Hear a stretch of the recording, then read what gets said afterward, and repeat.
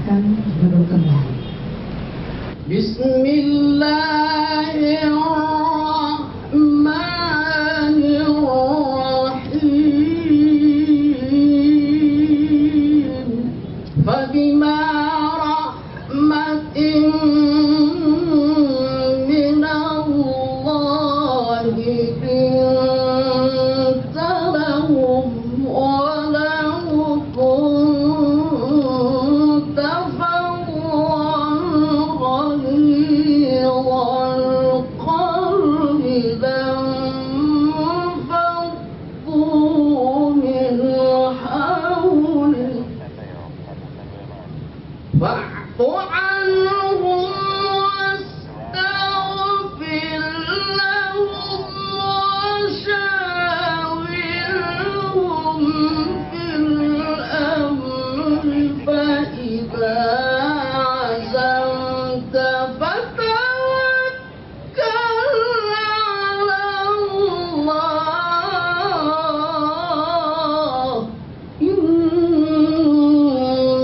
Innallaha yuhibbul mutawakkilin.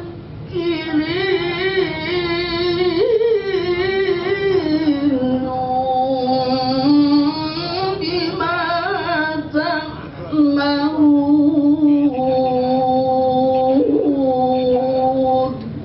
Sadaqallahul azim.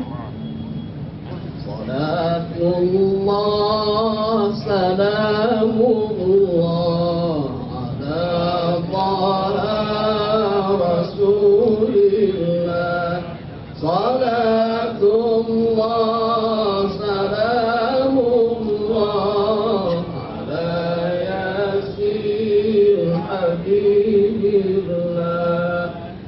Wassalna bismillah wa bilhadi rasulillah wa kulli mujahidin lillah bi ahlil badri ya Allah.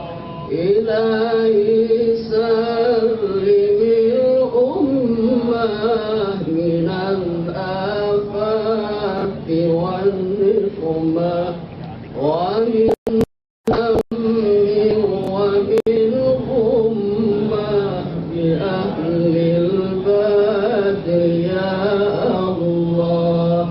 Salatullah salamullah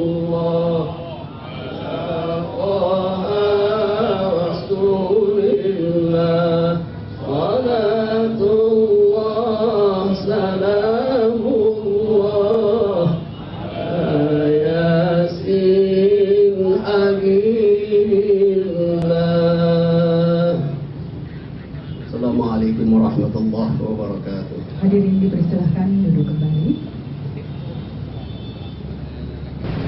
Assalamualaikum warahmatullahi wabarakatuh. Hadaratil afadil sadatil ulama wal masyayikh ala izza timaizukum. Yang terhormat dan yang saya hormati Bapak Muhammad Yusuf Kalla, Wakil Presiden Republik Indonesia. Yang kami hormati para Menteri Kabinet Kerja, para pejabat tinggi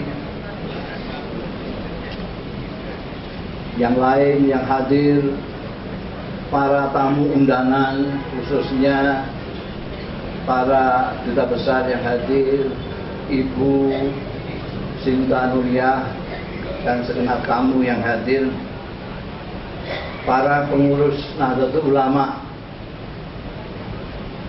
beserta mustasyar dan akwan, para pengurus wilayah Nahdlatul Ulama seluruh Indonesia, para pimpinan badan otonom, pimpinan lembaga dan pimpinan lajnah, keluarga besar Nahdlatul Ulama yang saya cintai rahimahullah, Bapak Wakil Presiden, hadirin dan hadirat yang terhormat, musyawarah Nasional Alim Ulama dan Konferensi Besar kita kali ini, seperti kita ketahui, sudah mengalami berkali-kali penundaan.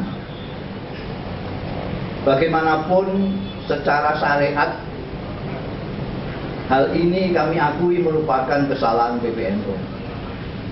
Dan selaku pelaksana tugas OSAM, saya mohon maaf terutama kepada para pengurus wilayah Indonesia yang sedikit banyak akan terganggu jadwal agenda kegiatan mereka selama ini. Namun secara hakikat Allah lah yang mengulur waktu pelaksanaannya, sehingga meski sederhana, Munas dan Kombes kali ini menjadi sangat istimewa. Bukan saja istimewa karena bertepatan dengan tahun baru Hijriah, tapi juga bertepatan dengan terbentuknya pemerintahan baru Republik Indonesia. Dalam kaitan ini, dalam kesempatan ini, ingin kami menyampaikan selamat kepada Pak Wakil Presiden, tentu saja Presiden, nanti disampaikan juga para menteri-menteri.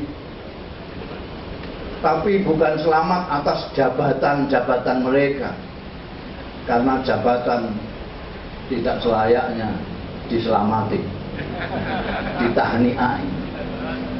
Saya ucapkan selamat kepada beliau-beliau, selamat bekerja, selamat bekerja, selamat bekerja sebagaimana untuk mereka. Seperti kita ketahui, terbentuknya pemerintahan kita yang baru, meski melalui suatu fase dan dinamika demokrasi yang menegangkan, namun alhamdulillah berakhir melegakan semua pihak, bahkan membuat masyarakat internasional berdecak kagum akan kedewasaan berdemokrasinya bangsa kita. Para pemimpin yang semula bersaing keras akhirnya menunjukkan sikap kenegarawanan mereka dan mengingatkan kepada para pendukungnya masing-masing akan pentingnya menjaga persaudaraan dan persautuan Indonesia untuk kebaikan bersama, kebaikan Indonesia.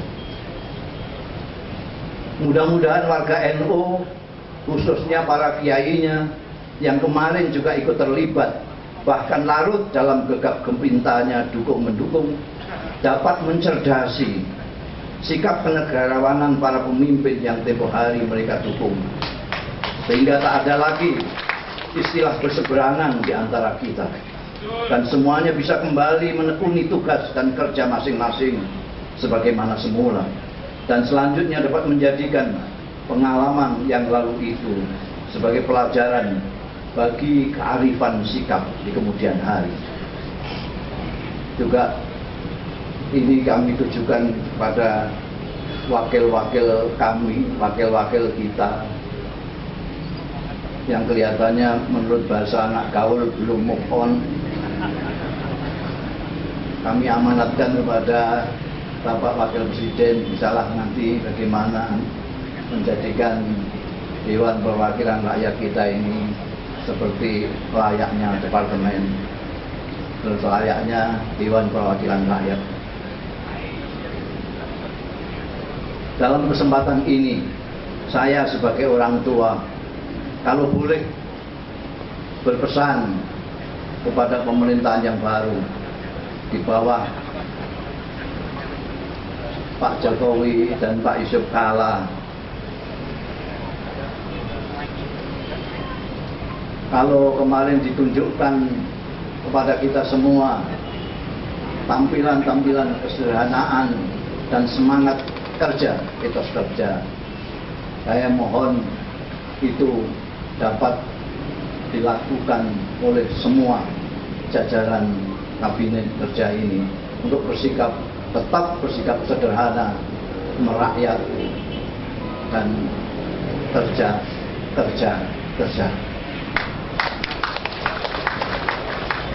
Berbicara mengenai kesederhanaan ini,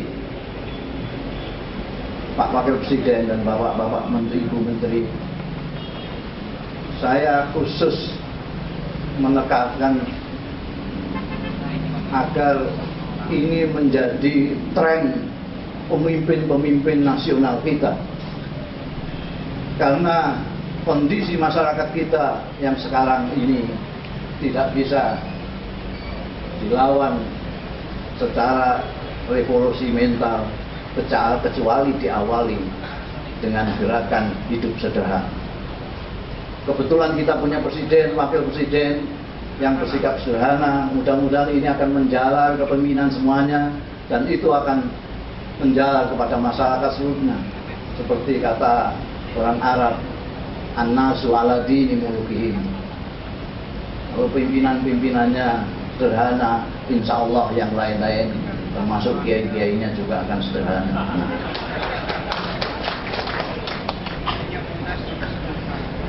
Bapak Wakil Presiden, hadirin hadirat yang terhormat, sepanjang sejarahnya Nahdlatul Ulama senantiasa menyatukan diri dengan perjuangan nasional bangsa Indonesia. Dan dengan demikian, sesuai amanat khittah Nahdlatul Ulama, Nahdlatul Ulama menempatkan diri dan warganya untuk senantiasa aktif mengambil bagian dalam pembangunan bangsa menuju masyarakat adil dan makmur yang diridhoi oleh Allah Subhanahu wa taala. Oleh karena itu, pemerintah yang baru di bawah pimpinan Insinyur Haji Joko Widodo dan Kiai Muhammad Yusuf Kala tidak perlu ragu dan khawatir sepanjang untuk kepentingan Indonesia dan rakyatnya. Nahdlatul Ulama akan mendukung dan siap membantu pemerintah dalam batas kemampuan dan wewenangnya, termasuk bila mana perlu dengan cara mengkritisinya, insya Allah. Sekali lagi selamat bekerja kepada Presiden dan Kabinet Kerjanya, Wakil Presiden dan Kabinet Kerjanya. Khusus kepada kader-kader NU yang terpilih menjadi anggota kabinet, saya pesankan untuk menunjukkan keteladanannya sebagai pemimpin-pemimpin yang arif dan bijaksana, yang dapat membantu pemerintah ini untuk membela rakyat dan menaikkan kesejahteraan rakyat. Jaga sikap kesederhanaan dan tetap menjaga akhlak Nahdlatul Ulama. Saudara Wakil Presiden, hadirin hadirat yang terhormat, Musyawarah Nasional Ahlul Ulama dan Konferensi Besar yang merupakan forum pemusyawaratan tertinggi setelah muktamar ini sangat penting artinya bagi jamiah sendiri maupun bagi bangsa. Karena di sini akan dibicarakan masalah-masalah keagamaan yang menyangkut kehidupan umat dan bangsa, di samping mengevaluasi dan mengkaji gerak dan perkembangan jamiah. Untuk itu PBNU telah mempersiapkan beberapa draft materi yang diharapkan dapat lebih memudahkan dan melancarkan jalannya pemusyawaratan kita, mulai dari draft materi tentang reorientasi dan restruktur Nahdlatul Ulama, tentang perkembangan paham keagamaan yang meresahkan dunia dewasa ini, hingga mengenai keindonesiaan yang menjadi ciri Nahdlatul Ulama. Semoga Munas dan Kombes ini mendapat ridho dari Allah Subhanahu wa taala, bermanfaat tidak hanya untuk NU tapi juga untuk Indonesia dan bangsa Indonesia. Amin ya rabbal alamin. Bapak Wakil Presiden, hadirin hadirat sekalian yang terhormat, demikian yang bisa saya sampaikan sebagai khutbah kita pada Munas dan Kombes kali ini. Kurang lebihnya mohon maaf. Terima kasih atas perhatian semuanya. Wallahul muwaffiq ila aqwamit thoriq. Wassalamualaikum warahmatullahi wabarakatuh.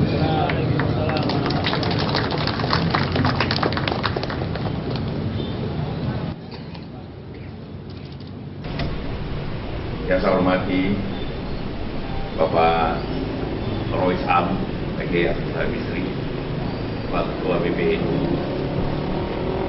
Pak Said Agil Siraj, para Menteri, Ibu Sinta, Dubes, hadirin hadirat para alim ulama, para peserta musyawarah nasional dan kongres besar ini. Pertama-tama saya ingin menyampaikan permohonan maaf Pak Jokowi karena hari ini keluar kota sehingga tidak sempat hadir dalam acara yang sangat penting ini. Marilah kita selalu panjatkan puji syukur kepada Allah Subhanahu wa taala atas kesempatan kita juga hadir di sini bersama-sama para alim ulama, para peserta dalam rangka tentu membicarakan hal-hal yang penting untuk bangsa ke depan. Bapak dan Ibu sekalian, dalam kesempatan ini pula saya ingin menyampaikan ucapan terima kasih kepada seluruh warga Nahdlatul Ulama yang telah bersama-sama seluruh bangsa ini mensukseskan pemilu dan pilpres pada tahun ini yang menggambarkan bagaimana demokrasi dengan baik kita jalankan menurut persatuan bangsa ini. Sebagai bangsa Indonesia ada dua hal bagi kita semua yang menggembirakan, tapi ada dua hal juga yang perlu kita perbaiki dalam rangka konsolidasi nasional kita ini. Hal yang menggembirakan pertama adalah seperti saya katakan tadi, di Asia ini dibandingkan dengan Indonesia dan banyak negara lain di Asia dalam hal demokrasi, apalagi banyak negara Islam, alhamdulillah mungkin kita salah satu yang terbaik menjalankan begitu. Apabila kita lihat pemilu di Filipina, Pakistan, India, Afghanistan, Thailand, apapun, kalau ada pemilu tanpa korban jiwa, kadang-kadang itu bukan pemilu di sana. Ratusan, malah ribuan kadang-kadang korban jiwa hanya satu pemilu. Tapi alhamdulillah pada dua pemilu yang terakhir kita ini, korban tewas satu pun alhamdulillah tidak terjadi karena konflik pemilu itu. Mungkin ada korban lalu lintas ya, tapi tidak korban karena konflik. Yang kedua yang menggembirakan adalah di semua negara Islam, penduduk Islam yang besar di dunia ini, Indonesia adalah negara yang paling aman di antara semua negara besar. Tentu kita bersyukur hal ini. Negara Islam besar seperti Pakistan, Afghanistan, Irak, Syria, Mesir, Libya, Sudan, Nigeria, dan sebagainya, semuanya mengalami konflik-konflik yang menyebabkan korban jiwa antara warganya, baik antara mereka juga dengan luar. Alhamdulillah di Indonesia ini, di negeri kita yang tercinta ini, walaupun penduduk yang terbanyak di antara negara-negara itu adalah semua Islam, yang mempunyai perbedaan-perbedaan suku dan bahasa yang begitu banyak, yang membedakan agama semua ada di negeri kita ini. Alhamdulillah tidak terjadi seperti negara-negara Islam yang lainnya. Itu tanda syukur yang luar biasa kita Allah Subhanahu wa taala atas apa yang telah kita capai. Tidak terjadi di negara manapun di Asia ini atau di negara-negara Islam yang lainnya. Tentu ini sangat penting bahwa Islam Indonesia selalu moderat dan dapat menjadikan persatuan untuk bangsa ini. Tapi ada hal juga yang perlu kita perhatikan. Sebagai sejarah, saya ingin sampaikan bahwa dalam hampir 70 tahun kita merdeka, ada 15 kali konflik bangsa. Hanya dua alasan orang berkonflik selalu, ialah ideologis dan ketidakadilan. Ini yang selalu menjadi perhatian kita semuanya. Pada saat PKI tentu ideologis, ideologis, tapi pada di Permesta, Poso, Ambon, Aceh, ketidakadilan yang dirasakan oleh masyarakat. Jadi apabila kita ingin menjaga persatuan, tentu kita harus menjaga dua hal ini. apa yang perlu kita perhatikan? Dua hal. Yang pertama, ada hal yang sangat perlu diperbaiki dalam keadilan kita berbangsa, umumnya dalam ekonomi. Dalam istilah teknis tentu kita tahu semua bahwa tingkat ketidakadilan dalam hal kepemilikan, dalam hal wilayah telah membesar.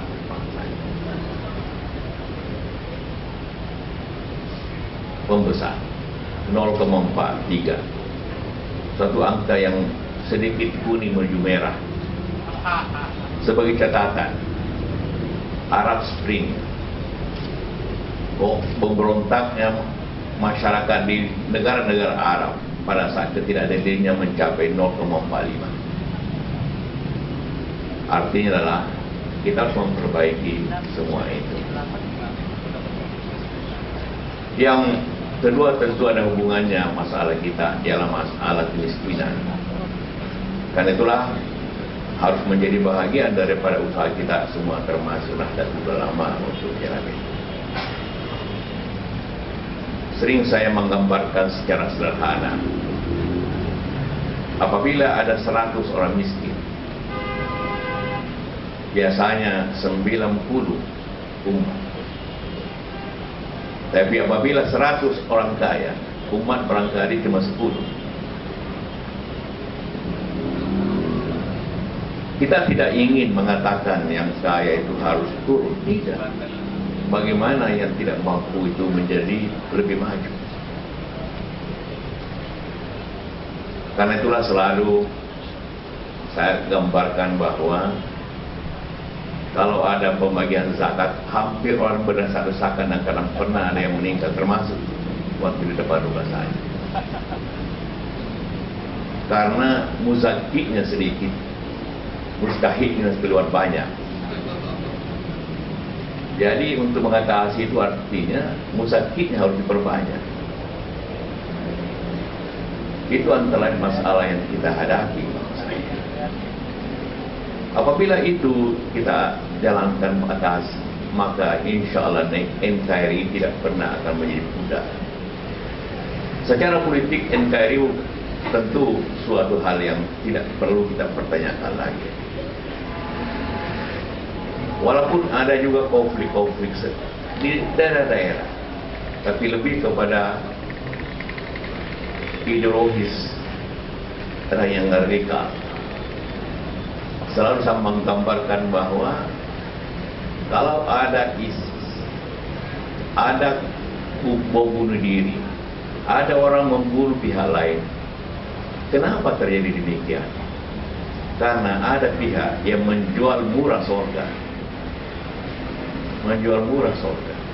Jadi inti daripada bom bunuh diri, inti daripada radikalisme itu ialah penjualan murah surga. Dengan sedikit saja mengatakan bahwa kaum membunuh atau dibunuh masuk surga. Itu aja sebenarnya. Karena yang bom bunuh diri itu, yang radikal itu pertama tidak cari uang. Karena mau cari uang, mau mati kan. Tidak mencari jabatan, karena dia siap mati. Yang dia lakukan ialah masuk surga.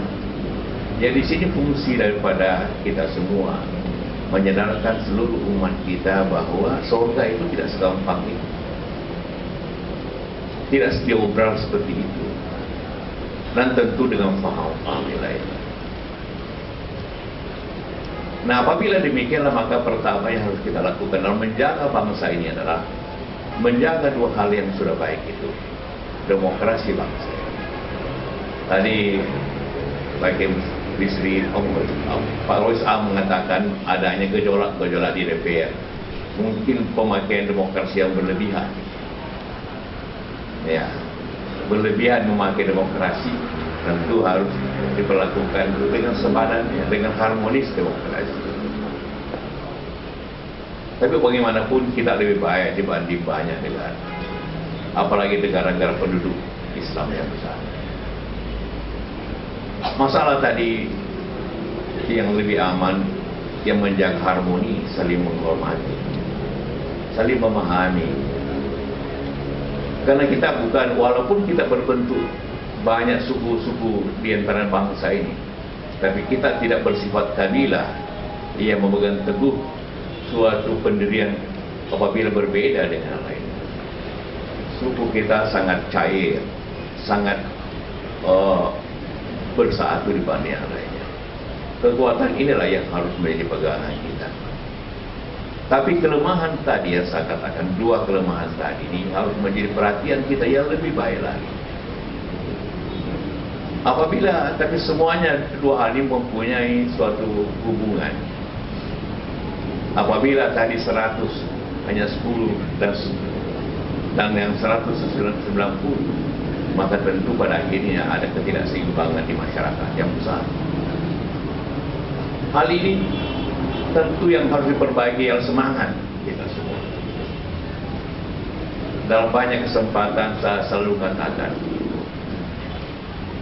doa kita, doa siapa saja, apakah doa NU, Muhammadiyah, Al-Irsyad, atau siapa saja, dia ustaz, dia kiai orang biasa, selalu doanya itu tutup, Rabbana atina fid dunya hasanah wa fil akhirati hasanah wa qina azabannar. Artinya adalah mencapai kemakmuran, kebahagiaan di dunia sama mencapai kemakmuran di akhirat. Sering saya sampaikan, apabila kita berbicara dalam konteks dakwah dan ulama, kenapa kalau kita acara zikir luar biasa ramainya, luar biasa disiplinnya sampai tengah malam, tapi apabila kita berbicara tentang kebersihan, tentang perdagangan, tentang kemajuan, tentang pertanian, kenapa perhatian kita kurang? Padahal kita selalu berdoa agar kehidupan dunia kita itu sama baiknya dengan kehidupan akhirat kita. Tapi dalam berdakwah mungkin 90% berbicara tentang akhirat, padahal doa kita meminta selalu 50-50. Karena itulah maka ini hal apabila kita ingin memperbaiki agar mustaqil lebih banyak daripada mustahil, maka tentu banyak hal yang perlu kita perbaiki dalam tingkat dakwah dan upaya kita semua. Ini tentu menjadi bahagian daripada upaya kita. Dalam satu kesempatan ini minta maaf, saya diundang berbicara dan mendengarkan ceramah di masjid di Jawa Tengah, Jogja. Dikeluarkan pada mumbalik yang pertama mengeluarkan hadis yang mengatakan bahwa tempat yang paling dicintai adalah luar masjid, yang paling dibencinya adalah pasar. Saya tersinggung sekali yang mengatakan itu. Dan begitu saya naik, saya katakan hadis tadi daif. Karena tidak mungkin Rasulullah membenci pasar di mana dia pasar mudanya selalu ada di pasar. Tidak mungkin Abu Bakar membencinya pada saat dia memang warga pasar dan sebagainya. Nah, karena itulah maka acara seperti itu, paham seperti itu kita harus perbaiki. Karena apabila kita tidak mencintai pasar sama caranya mencintai masjid, maka yang memiliki pasar bukan orang, bukan umat, maka kita akan menjadi konsumen daripada orang lain. Dan itulah sama pentingnya. Karena itu tidak, maka tentu kita akan menjadi konsumen terus-menerus dan kita akan ketinggalan terus daripada masyarakat lain. Ini harus menjadi semangat untuk kita semua. Karena tanpa itu maka negeri ini akan tidak seimbang. Negeri ini akan menjadi masalah. Seperti saya katakan tadi, selama 70 tahun kita merdeka, konflik besar yang terjadi hanya dua hal sebabnya, ideologis dan ketidakadilan. Tapi ketidakadilan itu kita buat sendiri, tidak mungkin dibuat oleh orang lain. Kita sendiri harus memperbaikinya. Nahdlatul Ulama sering saya katakan bahwa kita ini payung besar. Di bawahnya adalah kegiatan-kegiatan individual. Sebenarnya Nahdlatul Ulama mempunyai sifat entrepreneur yang kuat. Karena memang kita punya organisasi yang besar dipayungi.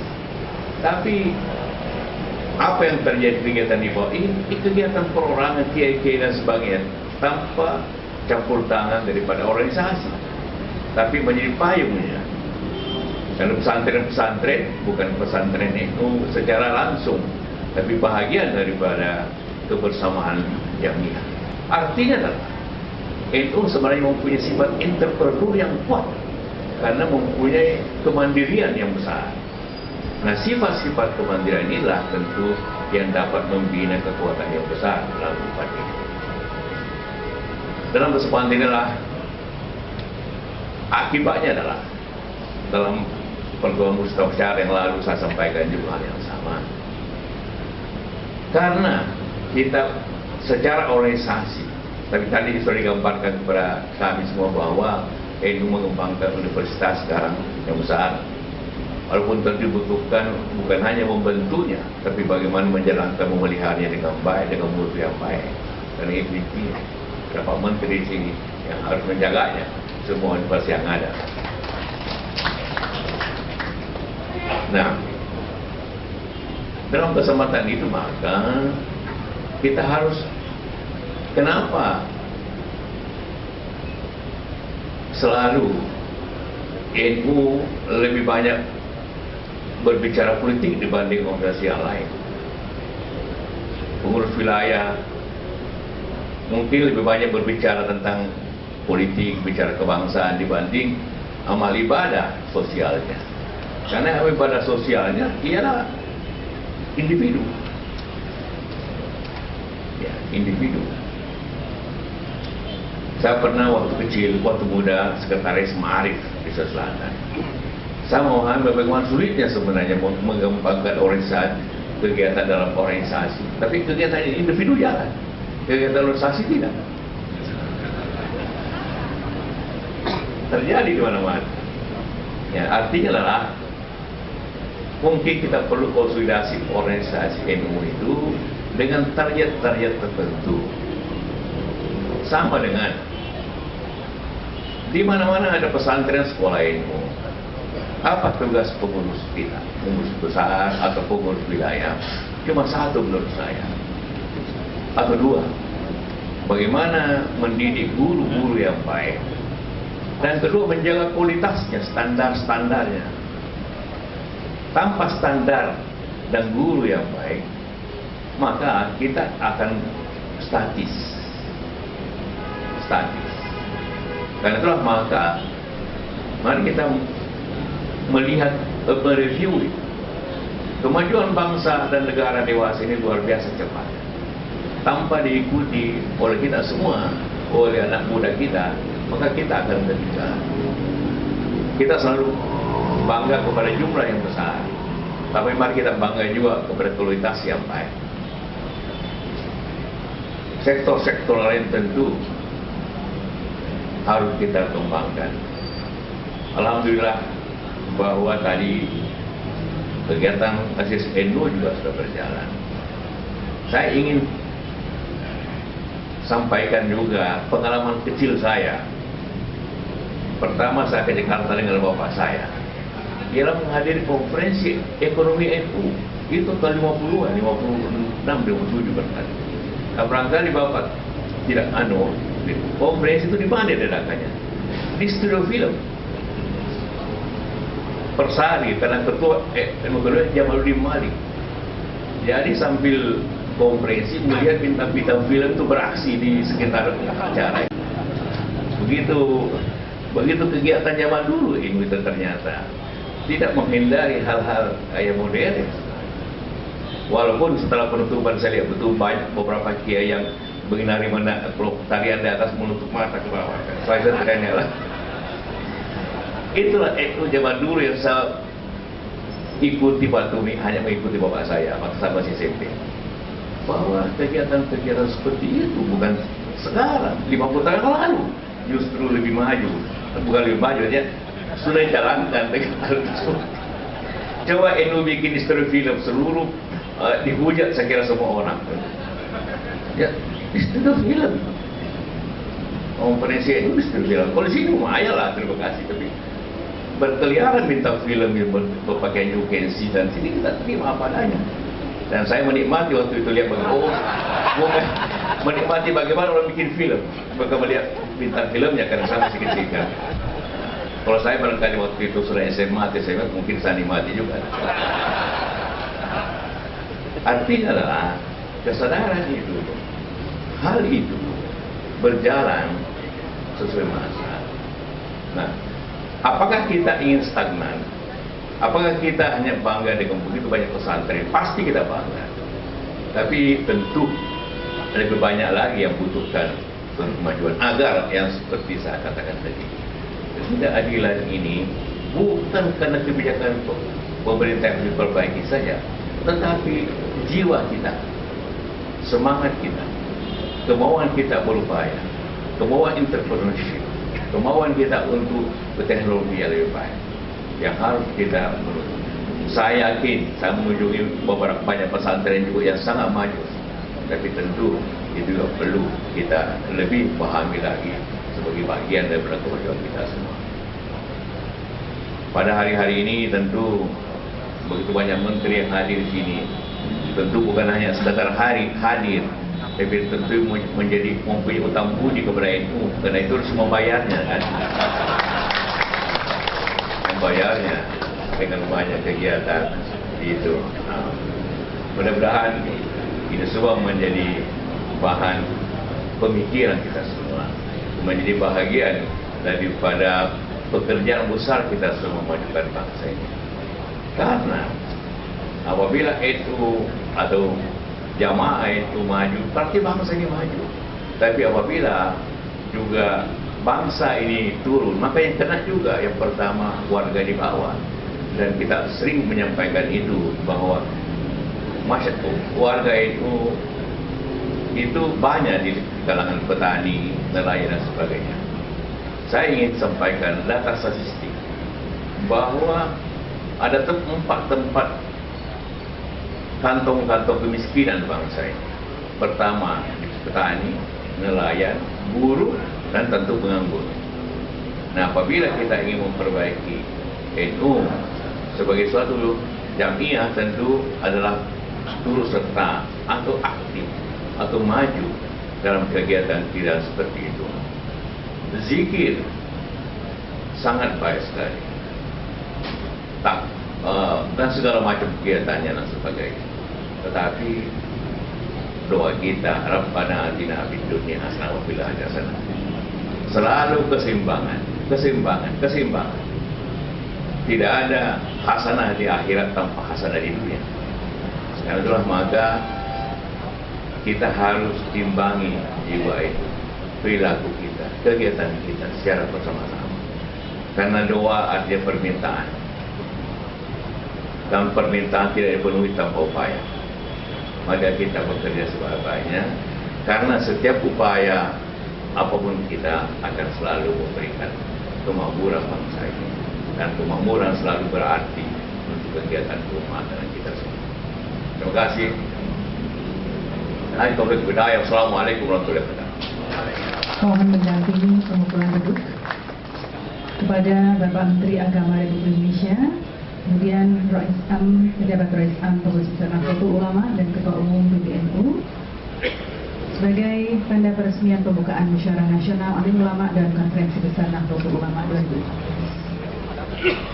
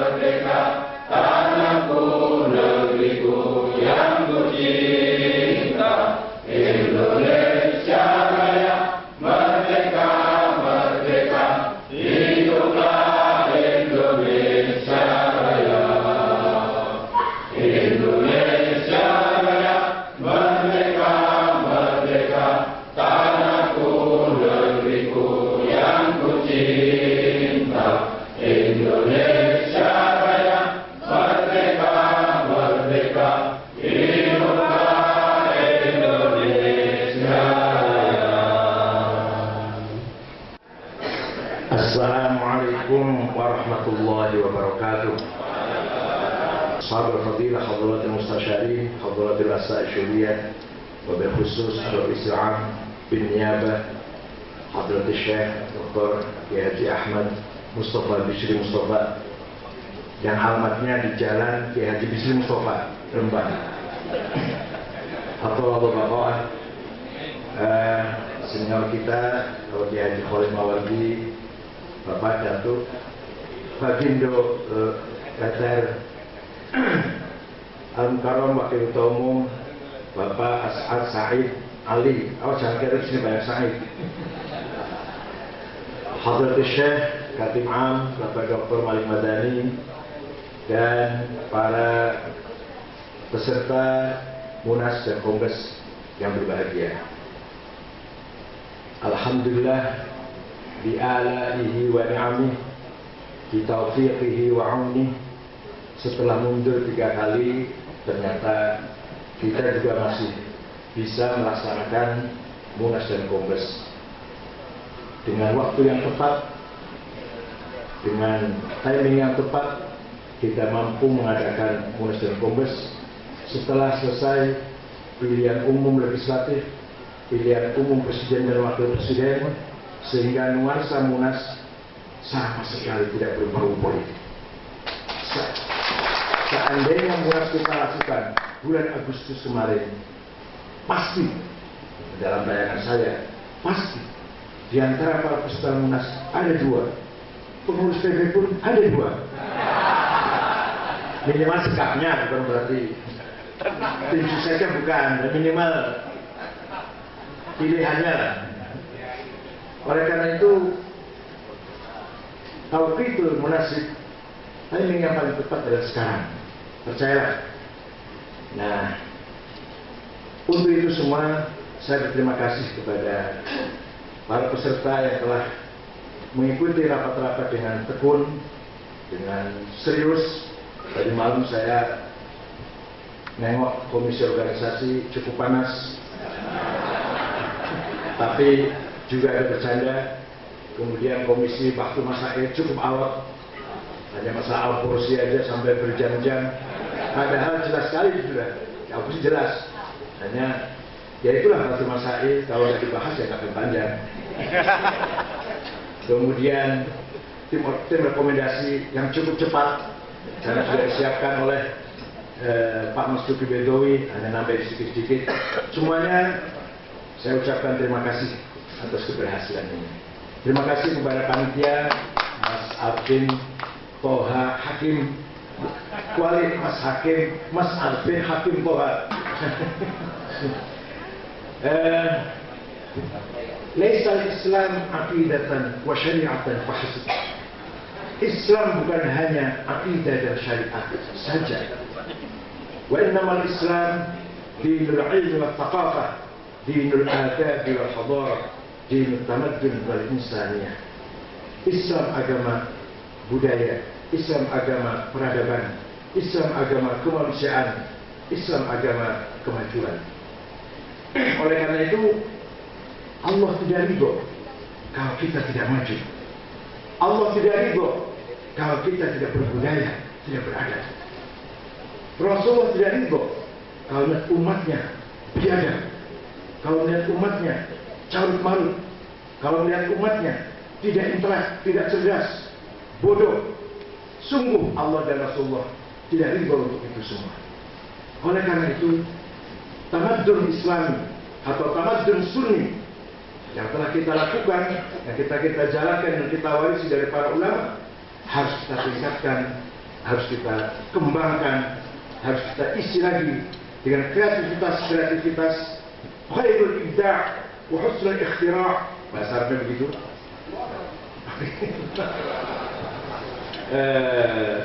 Ide-ide positif, kreativitas yang bernilai, mari kita wujudkan dalam persaingan yang sangat ekstrim, persaingan sangat ketat dan radikal dengan peradaban-peradaban asing, baik itu Barat maupun Islam yang beda dengan kita. Betul-betul telah terjadi konflik budaya, konflik peradaban. Ini lebih tragis, lebih sadis dan lebih berbahaya daripada konflik fisik, perang di medan tempur. Itu gampang, pasti ada yang menang dan kalah selesai. Tapi kalau perang budaya, perang pemikiran, perang ibda' wal ikhtira', perang idealisme, perang wacana atau perang pemikiran, sangat berbahaya. Bukan hanya untuk kita, tapi untuk cucu-cucu keturunan kita yang akan menindaklanjuti kelanjutan ahli sunnah, terutama Nahdlatul Ulama ini.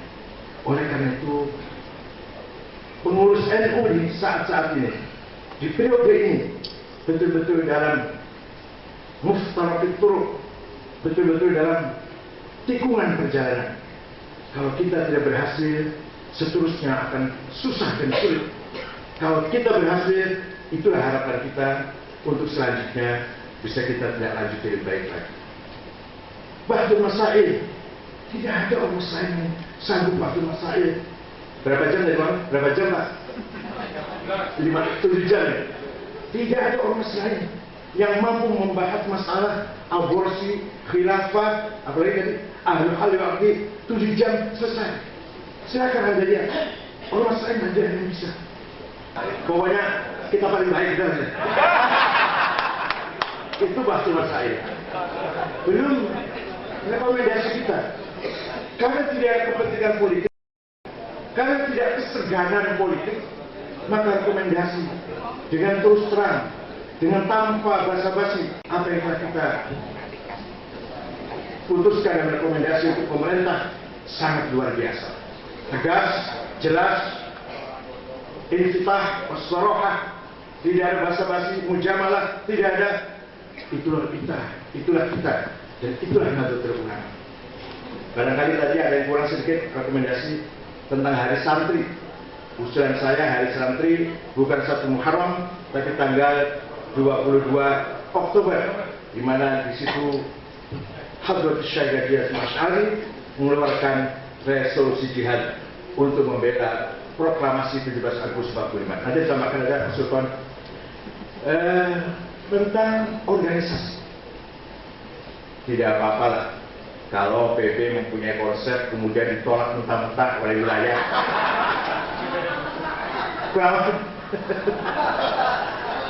Jadi ada konsep tentang apa tadi, konsul perubahan struktur PBNU, rupanya wilayah merasa digaji rupanya, khawatir fungsi wilayah kurang berperan atau dikurangi, maka wilayah dari Maluku sepakat menolak semua.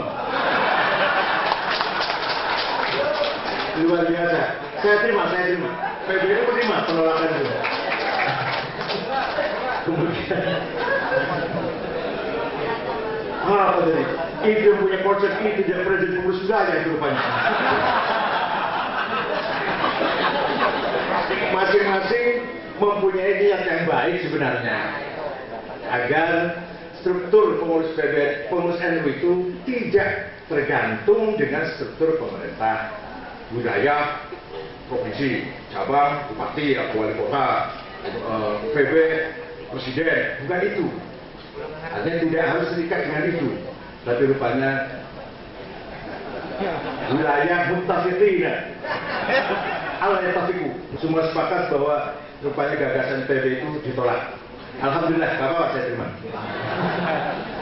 Nah, ke depan mari kita konsolidasikan NU ini sesuai dengan tema besar Munas kita, konsolidasi NU untuk keselamatan keutuhan NKRI. Man laisa lahu ard, laisa lahu tarikh, wa man laisa lahu tarikh, laisa lahu dzakirah. Boleh tulis itu. Kalau kata Gus Ali Masyuri, kalau ceramah tulis. Man laisa lahu ard, barang siapa tidak punya tanah air, laisa lahu tarikh, tidak akan memiliki sejarah. Bagaimana dia akan mengukir sejarah kalau tidak di atas tanah airnya? Mari kita berjuang bersama. Allahu Akbar.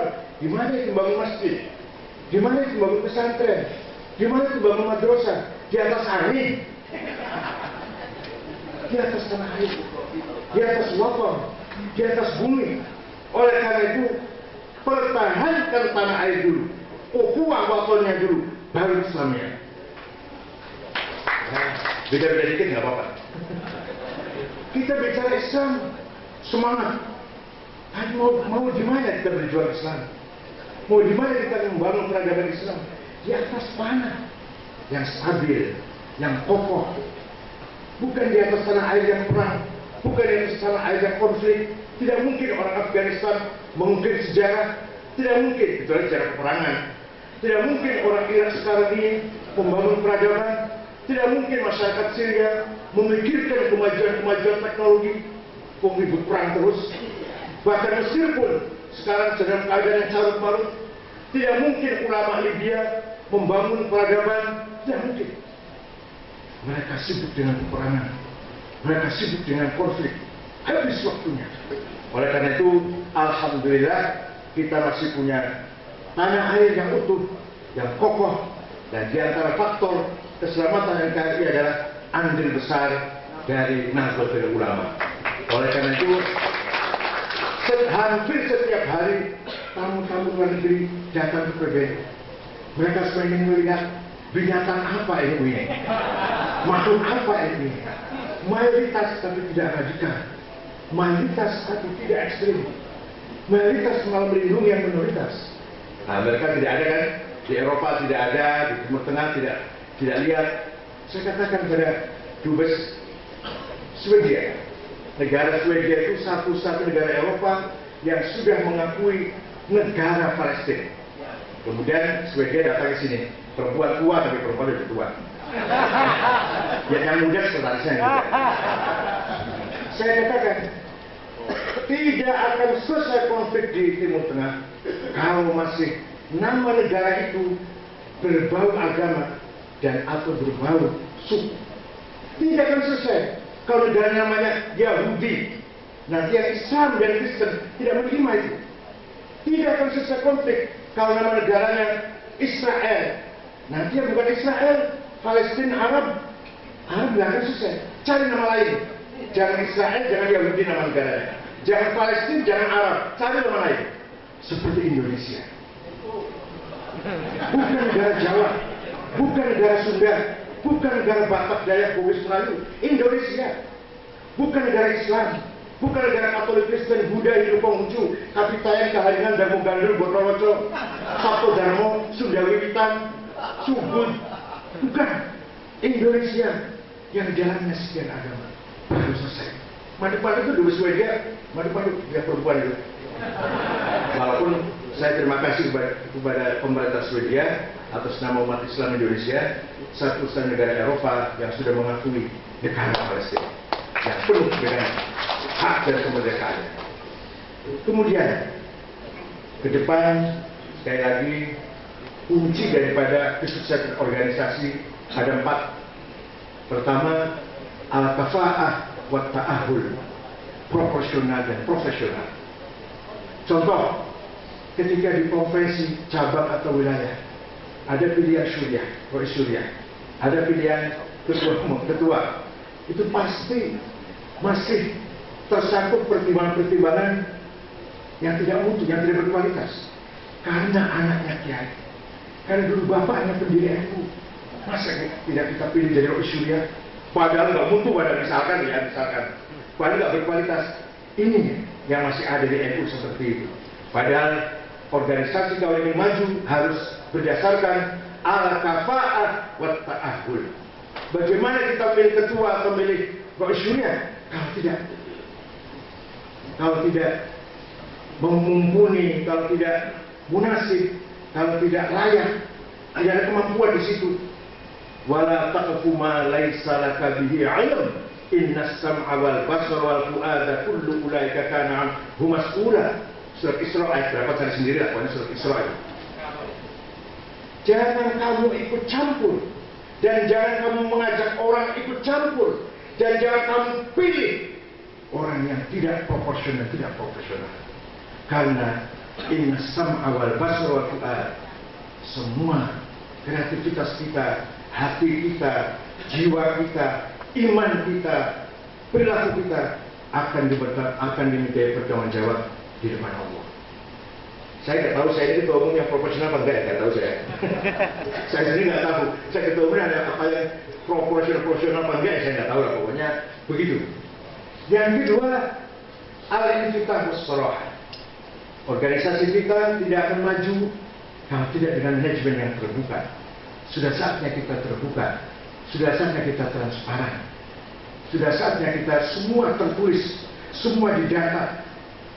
Alhamdulillah PBNU tadi malam sudah saya sampaikan, tidak ada yang disembunyikan. Uang masuk berapa, keluar berapa, sisa berapa, semua bisa buka internet, bisa tahu ada berapa uang di NU ini. Semua bisa tahu. Insya Allah baru kali ini seperti ini. Sekarang ada uang 3 miliar lebih, silakan bisa tahu. Bapak-Ibu sekalian, apa itu? Dalinya gimana dalinya? Apa dalinya itu? Dalinya al-infitah was-sarah apa dalinya? Qul haqqa walau kana murra aja ya. Saya buat tadi. Qul haqqa walau kana murra.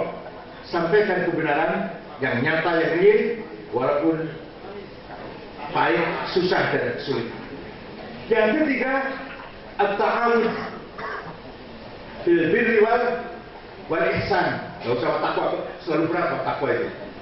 Mari kita bangun jaringan, membangun tim working dengan siapa saja, kemana-mana saja, supaya NU ini usulha gimana? Fis sama wa far'uha fil ardh wa far'uha thabit fil ardh. Gimana kebalik ya? Wa mathalu kalimatin thayyibatin asluha thabitun wa far'uha fis sama. Ya, balik. Ini jadi ketularan Alvin salah satu sumber. Bagaimana NU mengembangkan jaringan kemana-mana? Bukan hanya di Jawa Timur, bukan hanya Jawa Tengah, bukan hanya Jogja, tapi Kalimantan Utara, Kalimantan Barat, bahkan sampai ke dunia. Wafat habis sama ada kemana-mana itu artinya. Asluha thabit di Keramat Raya 164. Wafat habis sama kemana-mana. Itu artinya kita membangun jaringan yang positif, al-birri wal ihsan dengan siapa saja. Dan saya sudah mencoba membangun jaringan dengan pemerintah, membangun jaringan dengan Mabes TNI. Malah kemarin beberapa bulan yang lalu Pak Sekjen Kabinet 2 bulan yang lalu ya, kita telah diundang ceramah di Mabes TNI dengan Din Samsudin. Buktinya komentarnya Pak Muldoko lebih panjang komentar saya.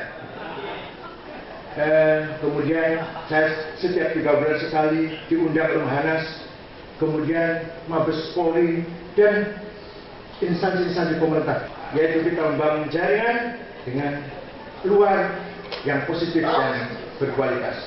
Yang terakhir, yang paling pasti apa adanya ta'awun al-birri wal ihsan, ta'awun itu lah al-birri wat taqwa. Tidak mungkin kita mengerjakan program yang berat ini tanpa membangun jaringan dengan pihak luar.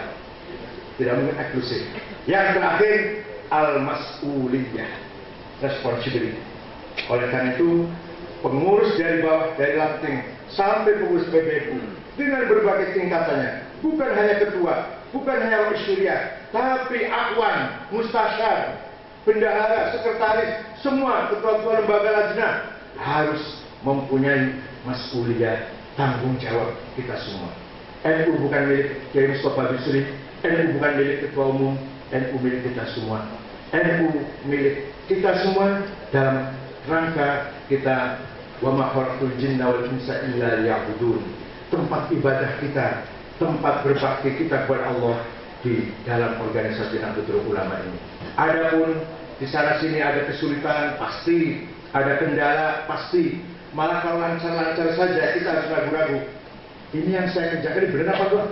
Kok lancar ya? Janjiannya yang kita kerjakan ini benar apa enggak sih ya? Kok lancar banget? Tapi kalau sulit, semakin banyak kendala, kita semakin yakin bahwa yang kita jalankan ini benar, karena kebenaran tidak mungkin dibeli dengan murah. Kebenaran pasti diperjuangkan dengan perjuangan darah dan keringat, bila perlu malah mengorbankan jiwa. Itu pasti benar. Kalau semuanya gampang, malah kita ragu. Gampang banget, bener apa enggak ya? Itu malah. Sekali lagi, pada akhirnya kita telah menyelesaikan Munas dan Kombes ini. Ila liqa, ma'assalamah. Sampai jumpa di Muktamar tahun 2015. Bulan apa? Nanti istikharah dulu. Kalau bulan Maret terlalu dekat, barangkali istikharah dulu yang paling baik bulan apa. Nggak usah kesusu memutuskan bulan apa. Tempatnya di mana nanti diputuskan di rapat gabungan antara Syuriah dan Tanzania. Yang sudah masuk menawarkan tempat berapa? 3 ya? 3. Nanti rapat gabungan Syuriah dan Tanzania lah yang akan membentuk tim itu untuk turun melihat-lihat, survei mana yang paling layak, mana yang paling munasib, mana yang paling muqtadul hal. Itulah yang akan kita pilih. Terakhir, saya dan seluruh PBNU mengucapkan permohonan maaf yang sebesar-besarnya atas segala kekurangan, segala taksir, naqas, kekurangan dan ketidaksempurnaan dalam pelaksanaan Munas dan Kombes ini. Mudah-mudahan hadirin peserta Munas sudi maafkan kami pengurus besar Nahdlatul Ulama. Syukron wa duntum fil khair wal barakati wan najah. Wallahul muwaffiq ila aqwamit thoriq. Wassalamualaikum warahmatullahi wabarakatuh.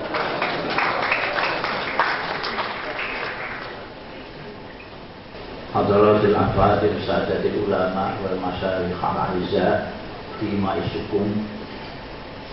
Yang terhormat Saudara Ketua Umum dan segenap pengurus PBNU, pengurus otonom, badan otonom, lembaga lajnah, teristimewa para pengurus wilayah se-Indonesia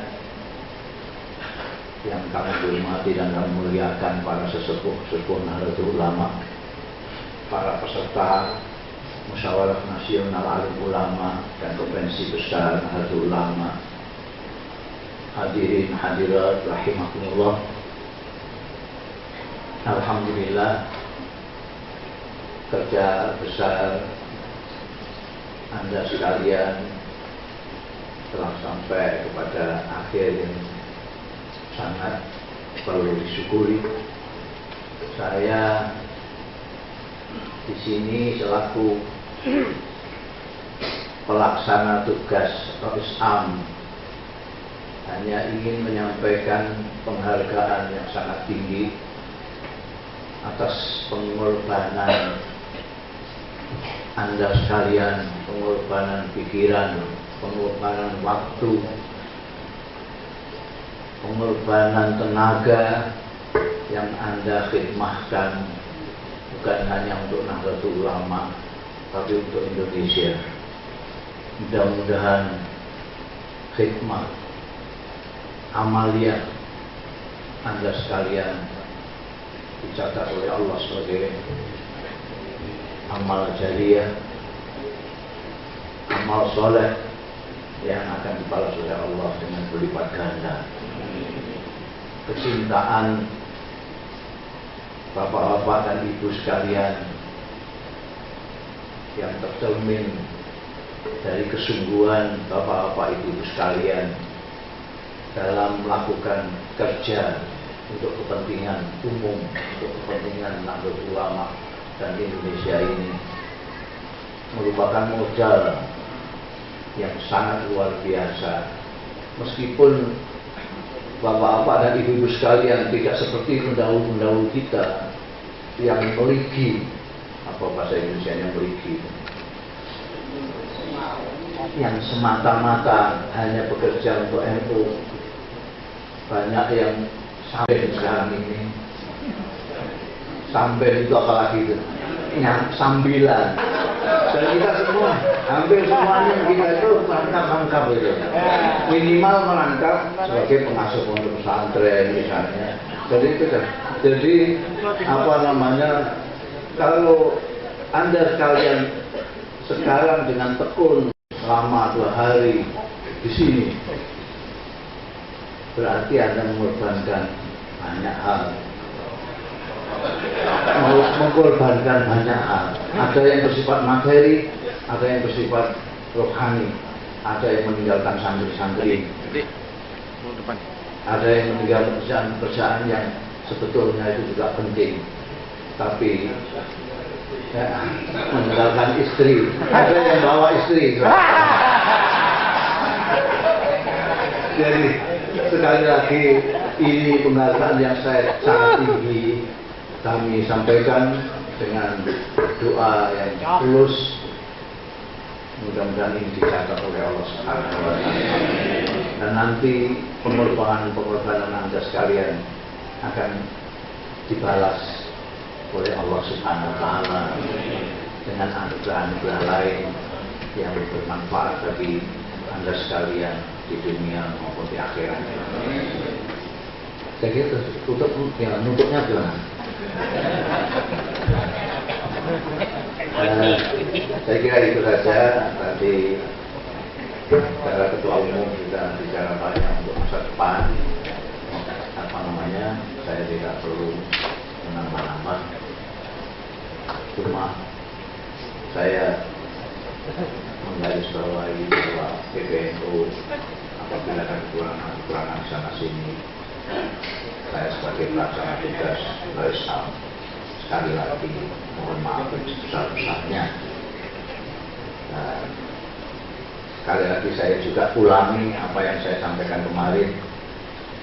Munas ini tertunda-tunda berkali-kali dan itu pasti mengganggu kegiatan agenda Anda sekalian. Sudah nyanggupi panitia sana dirubah karena munasnya nggak jadi dan seterusnya lagi dan seterusnya. Kita sadari sebagai kesalahan PBNU.